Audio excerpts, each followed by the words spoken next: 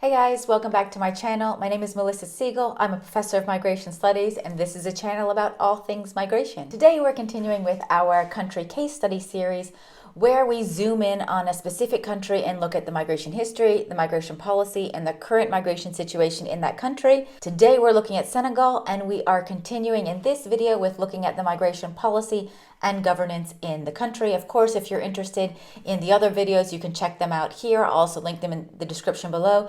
And of course, you can check out all the other videos on the channel where we cover a lot of different countries also with regard to their migration situations. But now let's jump in and get started with Senegal. Let's first talk about some of the important governing bodies within Senegal with regard to migration.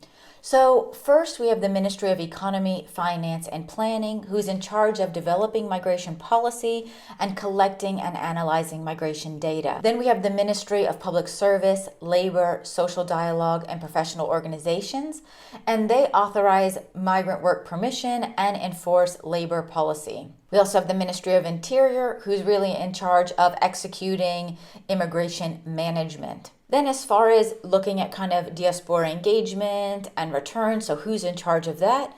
First, we have the Ministry of Youth, Employment, and the Promotion of Civil Values.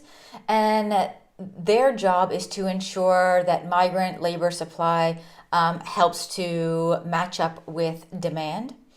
Then we have the Ministry of Foreign Affairs and Senegalese abroad.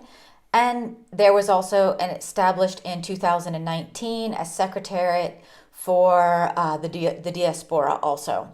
And here the job is to assist migrants abroad through embassies and upon return help to facilitate and formalize investment via remittances from the Diaspora. Then we also have the Ministry of Women, Family and Childhood, who under their purview is anti-trafficking and smuggling measures. So let's look here at labor migration governance. So Senegal's entry and exit procedures were actually designed in 1978 and largely remain intact today. The primary form of migration governed, of course, here is labor migration. So let's talk a little bit more generally. So Senegal is part of ECOWAS, and therefore ECOWAS citizens enjoy freedom of movement and work across the region and also within Senegal. For other nationalities, particularly for temporary residents, they can obtain a visa prior to entry and provide documentation for plans of exit, for instance, like a plane ticket. For nationals that are looking for more longer-term or permanent residence, they have to submit work documentation 15 days prior to entry to obtain an immigrant identification document. Senegal doesn't require any kind of exit visas or permissions for its own citizens to leave the country, which are not so common today, but some countries still do require them. Let's look at labor market access for migrants in the country. So migrants must submit a work permission application for approval with the Ministry of Public Services. The government did at one point consider restricting labor market access in an attempt to make jobs more attainable for its own citizens. But it didn't do this in the end. Additionally, regarding restrictions migrants face in the labor market, migrant workers cannot serve in administrative roles in a trade union or they can only have kind of basic membership until they have resided for at least 5 years in the country. Otherwise, migrant workers are legally allocated equal treatment in the labor market as Senegalese nationals. So there are two main types of migrant classifications if we're talking about labor migration. One is the non-immigrant categorization, and this is when someone's stay does not necessitate paid work, and they will depart within 4 months of arrival. On the other hand, we have the category immigrant, and that's for people establishing longer residency permits and participating in the labor market. So that's kind of longer than 4 months. So we can also look at some different selected legislation within the country. First, if we look at irregular migration, so there are a few different policies and laws that are important here. And these policies generally assign fines and imprisonment for violating migration policies in Senegal. For example, they establish deportation consequences for those without valid documentation or migrants convicted of criminal offenses.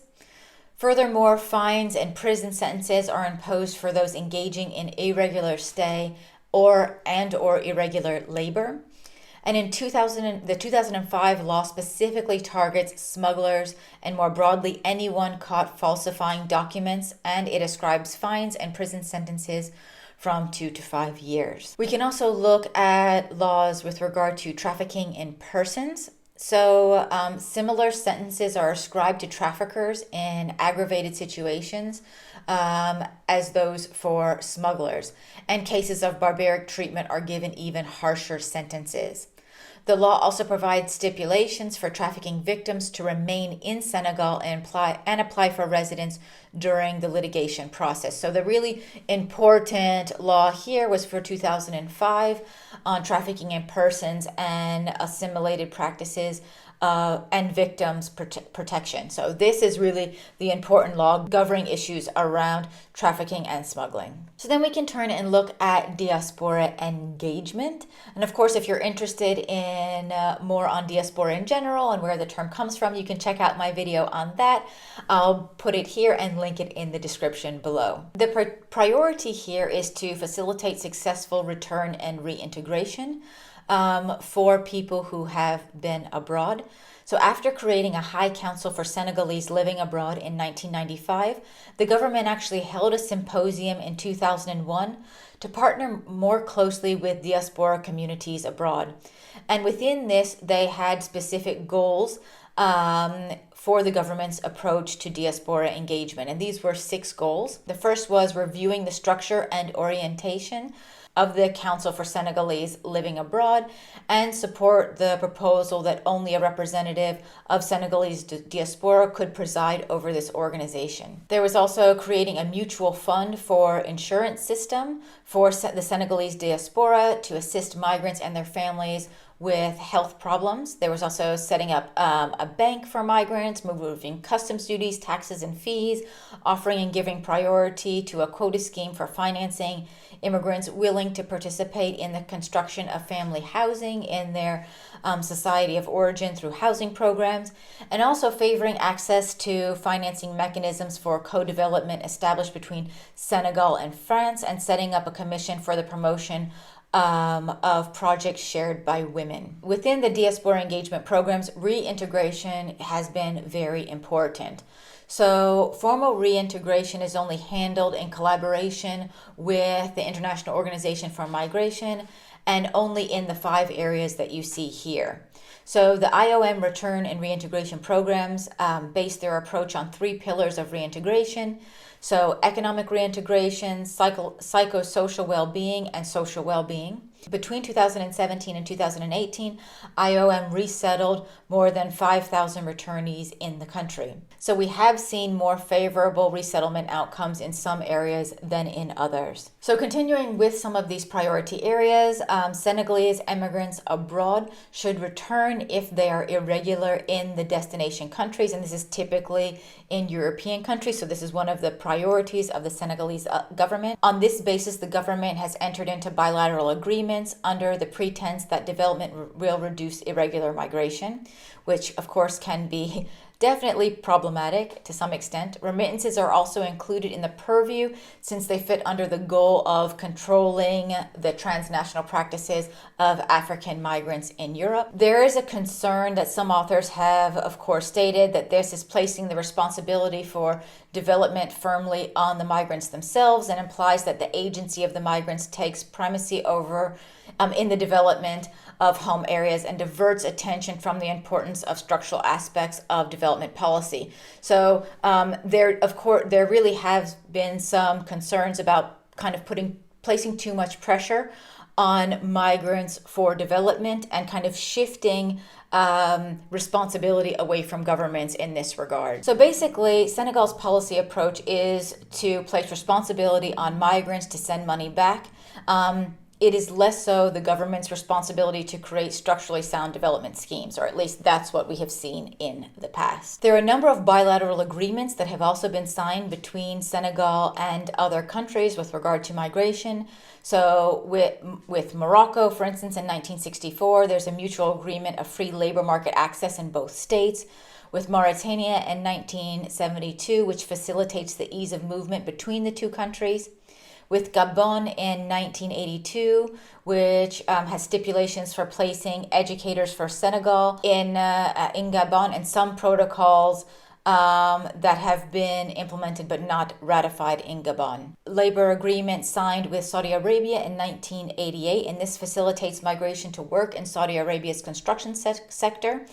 Similarly, in 1992, an agreement was signed with Kuwait, which facilitates migration to work in Kuwait's construction sector. And in April of 2021, there was a seasonal labor migration scheme signed with Spain. So Spain and Senegal signed 2 memoranda of understanding to step up and diversify cooperation on migration with the aim of designing an effective circular migration system between the two countries. There's also quite a lot of international cooperation and conventions that Senegal is party to. So they have signed the 1951 Refugee Convention and the 67 Protocol. They are part of the Global Compact for Safe, Orderly, and Regular Migration. They've also signed the International Convention on the Protection of Rights of All Migrant Workers and Members of their Families. They've signed the Protocol Against Smuggling of Migrants by Land, Sea, and Air, and which supplements the United Nations Convention Against Transnational Organized Crime. They've signed a number of protocols with regard to trafficking. They also have the ECOWAS Agreement for Movement of Persons, Rights of Residence and Establishment. They have also become a member of the International Organization for Migration in 1998. Now, of course, there are a number of other treaties or conventions that they have not signed or ratified. Many of those are ILO conventions, for instance, the ILO Migration for Employment Convention or the Migrant Workers Convention.